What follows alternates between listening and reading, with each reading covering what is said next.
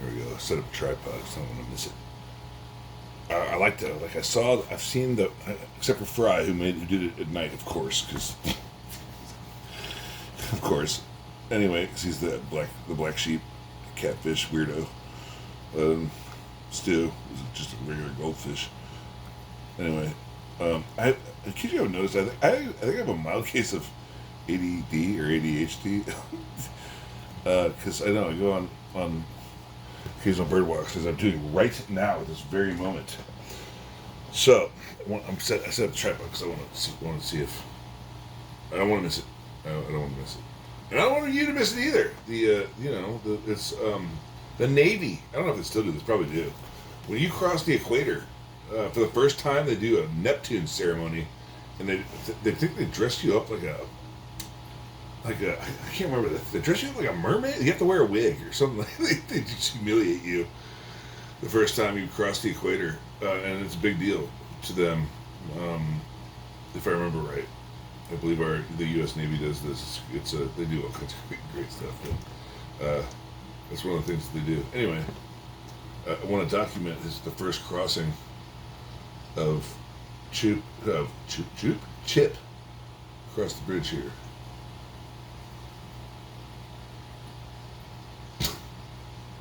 Fish butt, fish butt, fish butt. Chonger's like, come on, let's go. He almost had it. He was sitting right in the mouth of that thing. I don't want to miss it. It's the first pretty fish. The first pretty fish you brought home. The rest of them have been not. They turned into pretty. But that Popeye thing was crazy. That one day, and the following week, the week that followed. That was scary. I thought it started the zombie apocalypse because they were weird. They're all frosted over and brains. But I fixed that up. I set up this little water hit right here to make it a little bit challenging for them to get up in there. And then, I don't know if I probably have talked about it before, but when they come out this way, and they blast, they're fish, so this is their environment. So if they ever come up the, there you go. Everybody thinks I feed, whatever. They come up, boom, and they fling across there if they want to. And sometimes it's fun to see them, if they want to, fling all the way across the tank.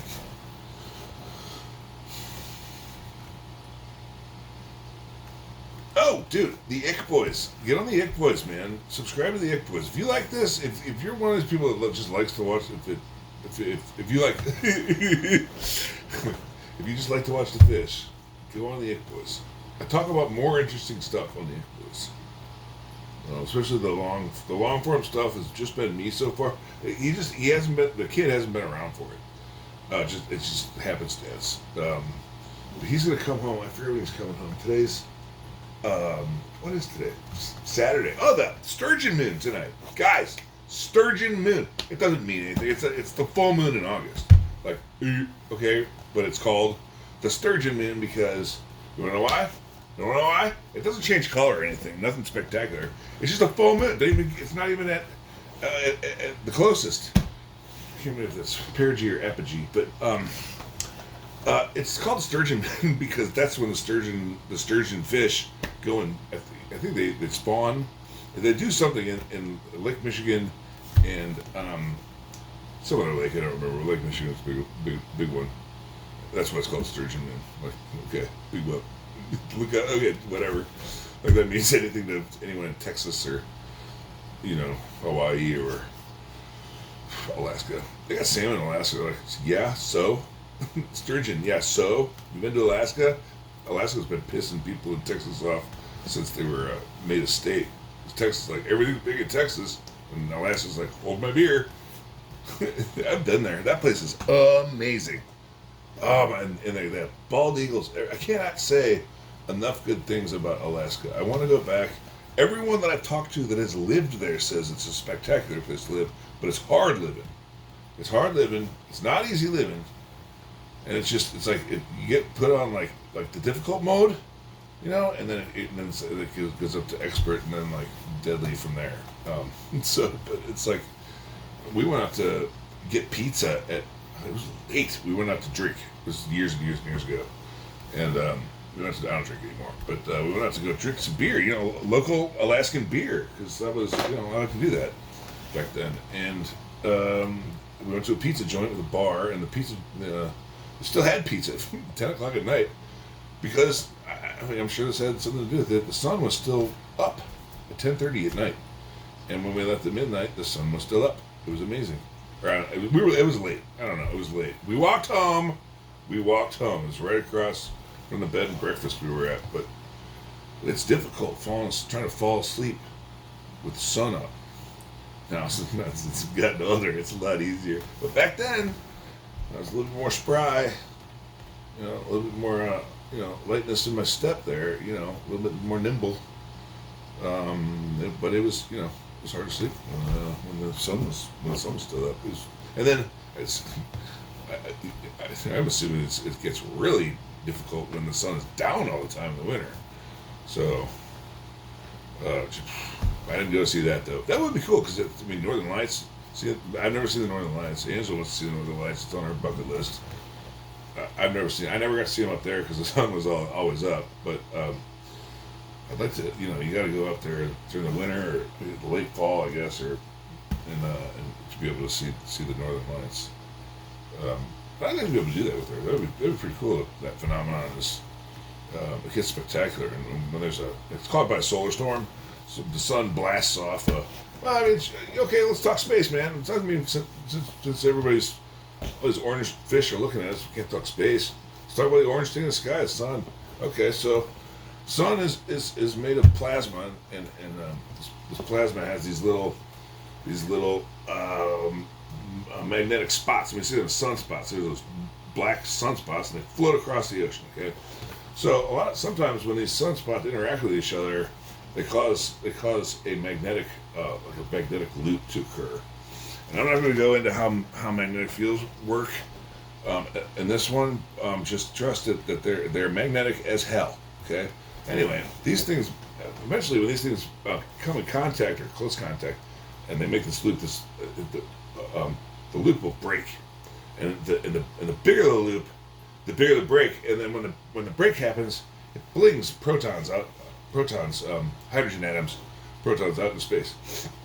And these are high energy protons, and they will hit our. If it's a big enough blast, it's called a coronal mass ejection. If it's a big enough blast, it'll cause blackouts. So that's why we have our satellites that watch the sun all the time. They have their hydrogen alpha filters, and they watch the sun. They watch these coronal mass ejections, so that it takes the light from the sun and thus the blast 8 minutes and 17 seconds to get to Earth. So, and then the satellite is 4 minutes out. So it gives us that much time to call up the power stations and say, "Shut it off! Shut it all off!" Because if you leave it on, it'll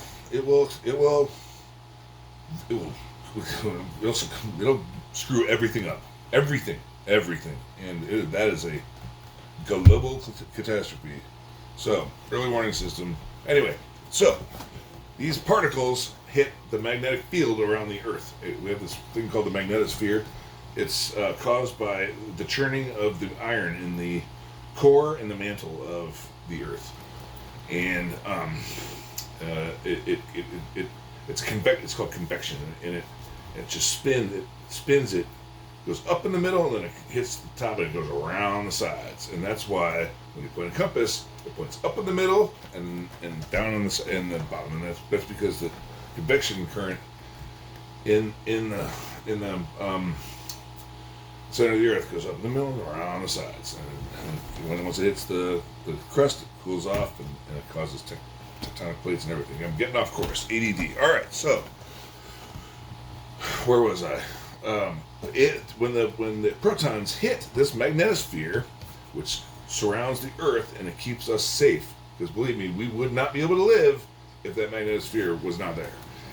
It hits the high energy particles from the sun hit the magnetic fields and magnetic fields around the Earth, and it travels down what's called magnetic field lines, and once towards the North Pole and the South Pole, the North magnetic pole and the South magnetic pole. And the ones that hit in the north are called the aurora borealis, and the one that hits in the south is called the aurora australis, or aurora australis. So I don't know why we always talk about the aurora borealis. Maybe it's just because most people live in the northern hemisphere. But so they travel along the lines, and we see that those particles hitting at that energy, traveling towards down the magnetic field lines towards the Earth, as that green, wispy, ghostly light that we call the northern lights. And the stronger the coronal mass ejection, the solar storm that's coming our way and hits us, the pinker that will get you. Sometimes you'll see the lights will not be green, well, there'll be some green, but you'll see a lot of pink, and those are really high energy protons that are hitting there's a lot of them that are hitting the magnetosphere and traveling along those lines. And you'll also see the latitude south increase. So the stronger the storm, the closer to the equator that you'll see the northern lights or the auroras. So that's sometimes I live in St. Louis, and sometimes I guess all of you know this anyway. But there's been a couple of times when the storms have been, there's one in recent memory. I missed it. I was sick or something, but we could see them down here in St. Louis. So it must have been a heck of a storm. So anyway, that's how those work. Just in case you were wondering. Fish. Why some pink? Why some green? Well, because when they jump out of an energy level, and we're jumping into I'm minored in physics, and I majored in zoology. So I know a little bit, and I took physics and stuff like that. But I don't know. It's been 30 years almost, and so I'm kind of going off the top of my head here with the chemistry and the physics stuff. Some of the biology stuff. So the high energy, they have these like little plateaus in their energy. Like if you graph the energy level,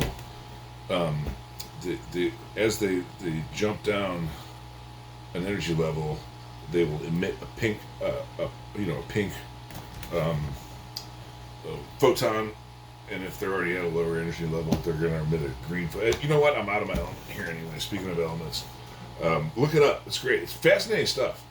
I shouldn't have even opened my mind. I know about the other stuff. I can talk about the other stuff. That stuff I know. But calculating graphic of energy levels and giving off photons at specific energy levels is crossing out of my domain, and I'd rather not lead people astray. Keep things on the up and up.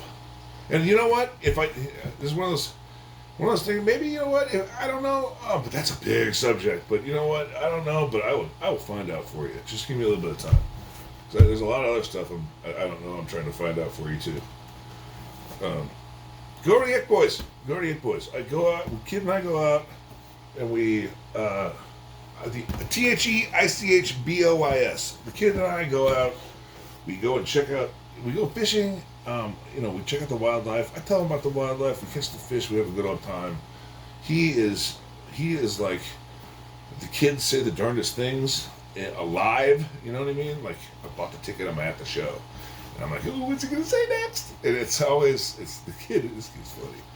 Anyway, and I just, if we see something interesting, I come back. I do the research, and I make the notes. I'm not very good at speaking yet. I'm great at public speaking when I have it prepared, but I read some books. I look some stuff up.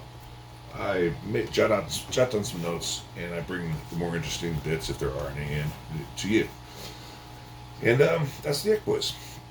Ichthyology. ICHTHYOLOGY. Ichthyology. That's the study of fish and fish-like creatures, and that's why we call it the Ick Boys. Go over and check it out. And if you like it, I know it's not very good. We are a rough edge right now. But, we can only get better. Just like the space thing, Ever since this thing took my hand and my arm, I, full use of my my arm and most of the use of my hand. I can't. It took most of the use of my. It means I have. It doesn't matter. I've had to change. I used to play the piano. I used to play the guitar. I used to be in a band. And this thing took that off from me. So I got to do this now. So go check out the It Boys. If you like it, subscribe to it. I want to make it something. We want to make it something. The kid loves it, man. The kid, he's like, I'm going to be the only kid at school that has a YouTube channel. I'm like, that's. I forget he's 9 because he's like, he's an old soul. His mom says he's an old soul, and I'm starting to see that. But he's gonna be the only kid at school with a YouTube channel. But we're just fishing and having fun. Nothing controversial. At least as long as she doesn't stop by. Nothing controversial. Anyway, go check out the It Boys. Go check out the It Boys. I'm not gonna whine about it. Just go check us out. If you like it, subscribe. We'd love to have you. And I like, you know what? Like I said in that Saturn video, I don't know if you watched it or not, but I like to, look. I do not have any shame about getting that little bit of dopamine from reaching out and making someone else's life a little bit better. And that's why, the astrophotography stuff, that's for me. And whether or not you see it, whether or not you like it, I mean, it's not, no offense, but it doesn't really matter. It's for me. I share it with you because I think you'll like it too. And so far, you guys do like it. I hope you like it. But I'm learning it. I know exactly jack nothing about it. And I bought that fat telescope one day. I ran out of some money, and I'm like, I've always wanted to do this. My hand was all screwed up. I'm like, I've always wanted one. Don't know crap about it. No, it's just theoretical. Let's just do it. So I bought that. It's the best one I could afford at the time, and it's not a money pit. I love the investments that I've made in it, but I've had to start from scratch. I know all my knowledge is theoretical, and at that I know basically nothing. So, come on, baby, get up in there. You're watching everybody else do it. They're coming back alive. It's like, yeah, but I only got like a 10-second memory. Anyway, I do it for me. I do that for me, but I'm not ashamed of the fact that I like to bring it to you too. Especially I like it when you like it. I like it when you like it. I'm not ashamed of it. So as long as you're gonna keep looking, I'm gonna keep doing it. And if you like these fish and like see the kid catch fish. I know some of you don't like the way he throws it back, but we gotta launch him over those weeds, or otherwise they won't make it to the water, and then they'll suffocate and die. We don't want that. So, we got where we are at the pond. Sometimes we gotta throw him a little farther. And he's a little tiny kid, so he has to throw it overhand sometimes. But it's not throwing it that hard. They live. I promise, they live. They're fine. So if you like it.